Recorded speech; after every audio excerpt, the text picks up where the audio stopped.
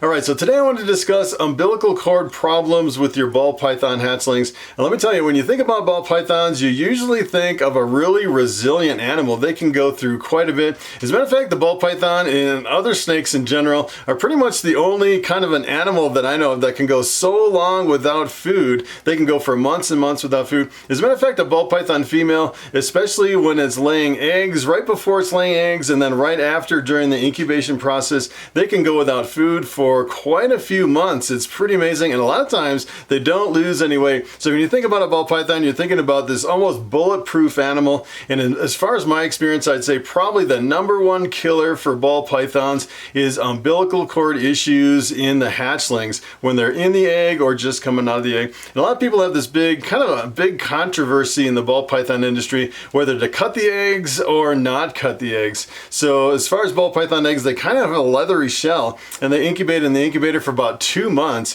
and right before they hatch, a lot of people are like, all right, I'm gonna cut my eggs open to kind of peek inside to see what I have. And then some people are totally against egg cuttings, and there's kind of pros and cons. I'd say probably the biggest thing is when it comes to the umbilical cord of the hatchling. I've actually seen some people where they're like, all right, I'm not gonna cut any of my hatchlings, and then come to find out, you know, they're a few days past the hatching date, and they kind of cut them open just kind of out of desperation to see what's going on, and come to find out their umbilical cords are wrapped around the hatchling and can actually kill the hatchling. As a matter of fact, I actually saw one YouTube video where a guy lost a whole clutch of hatchlings from wrapped umbilical cords around every single hatchling. That's like the #1 cause of death as far as not coming out. And I've actually seen just the opposite, where you cut the egg and the hatchling comes out, where the umbilical cord is still attached to kind of the yolk inside of the egg and is still attached to the hatchling. And if that actually happens, essentially what happens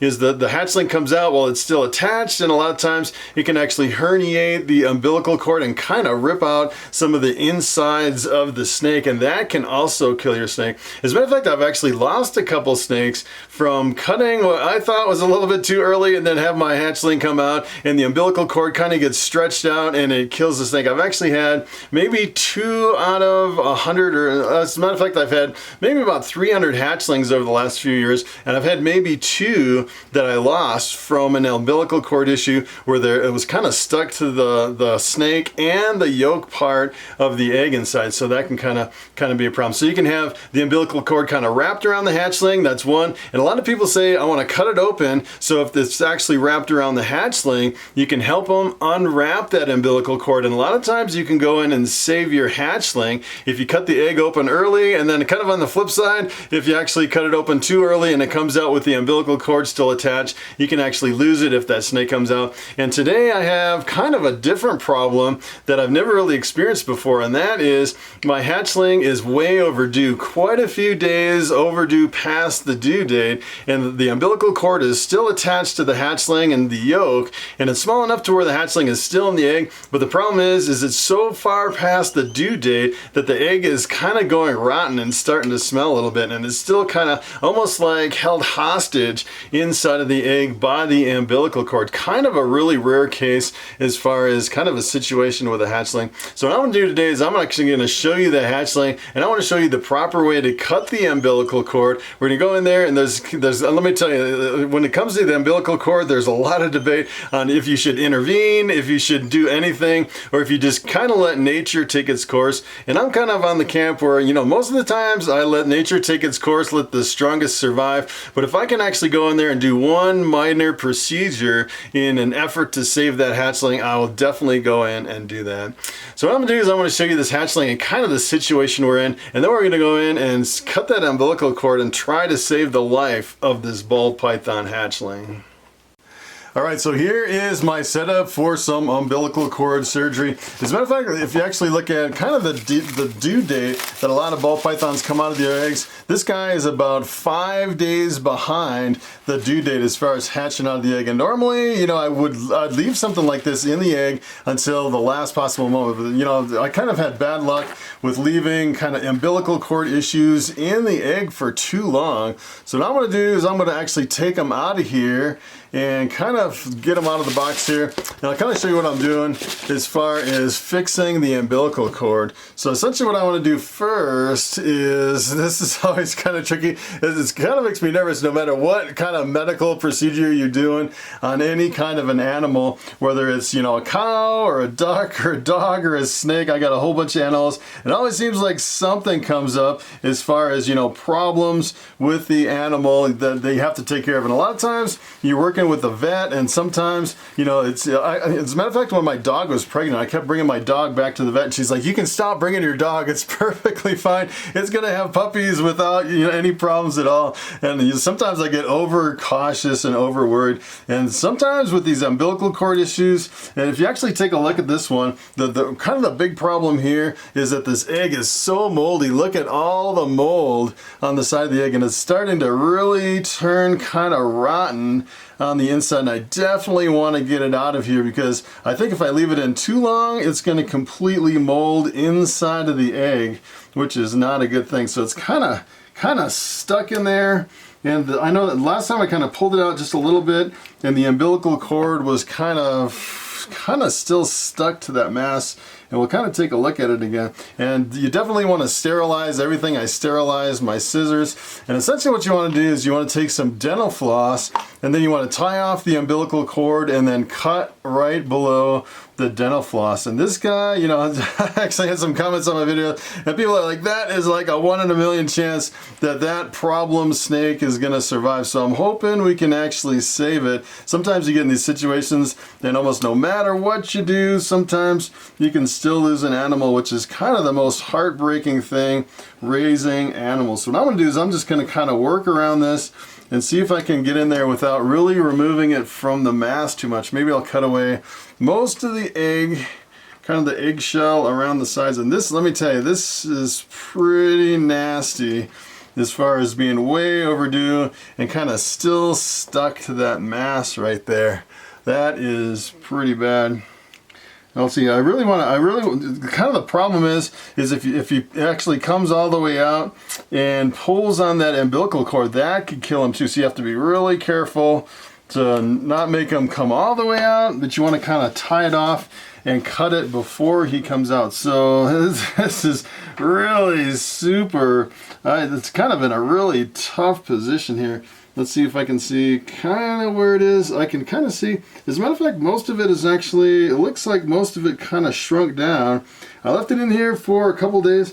As a matter of fact, it almost looks like I could pull it out because it's really super small, but I think I'm still gonna kind of tie it off because I don't want to risk anything. So essentially what I'm gonna do is I'm gonna pull out a piece of dental floss.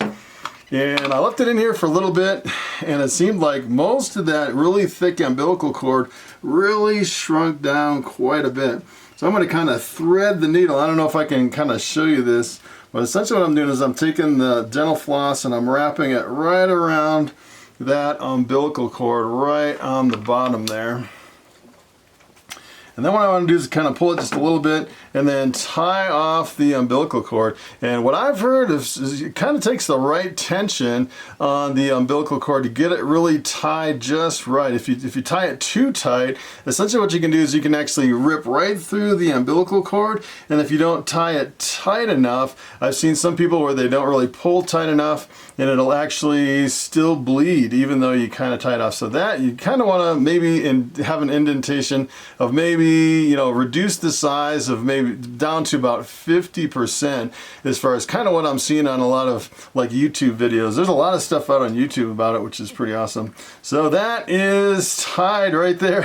You can see that. It's a really tiny little umbilical cord, and I'm just going to cut it right below that knot right there to get it cut off.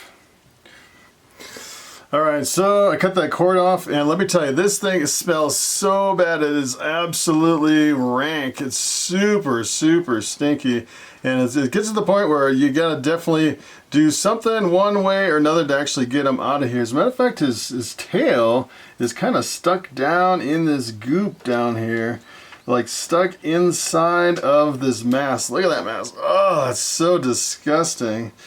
Whew. Yeah, well, hopefully this guy will actually make look at this little guy. Oh my goodness. So I actually got him out, got him away from that stinky egg. That is pretty amazing how absolutely nasty that egg was. And you can definitely tell it's way overdue, and that probably saved that little hatchling's life. So what I'm gonna do is I'm actually gonna, oh, it's so bad. I can't even believe how bad that smells. I probably should have did this yesterday. It's probably one day a little, you never know what to do when you kind of run into problems like this.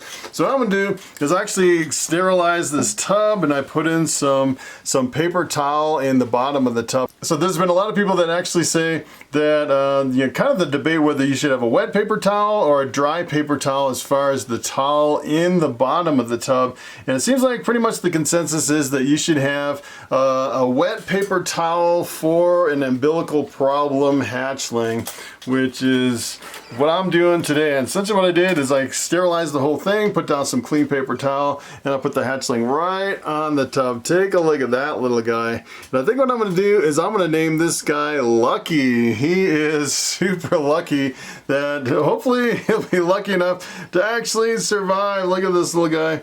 And it's kind of interesting. I thought it was interesting, the stripes right along the neck. If you can actually see the kind of the neck stripes on that guy. Look at that. That is a really awesome snake. So essentially what this is actually it's actually a spider pied with pastel in the mix. So this is a pastel spider pied, possible yellow belly, which is pretty awesome. And I can almost guarantee with a snake this size, I'm probably gonna have to do some assist feeding for the first few meals on that one. So it looks pretty good. I think probably 99% sure that, you know, I'm confident that this guy will actually pull through.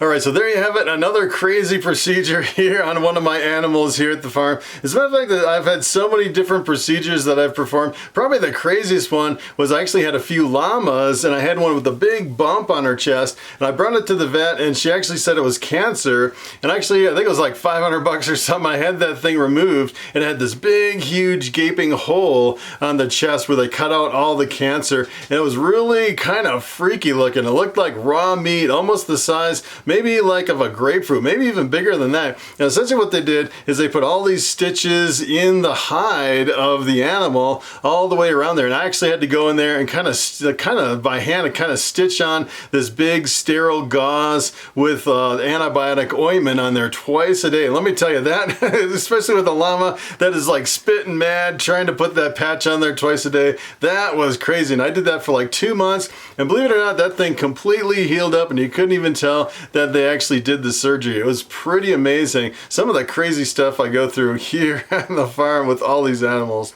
So that is pretty much it. Thanks for watching, and I will see you in the next video.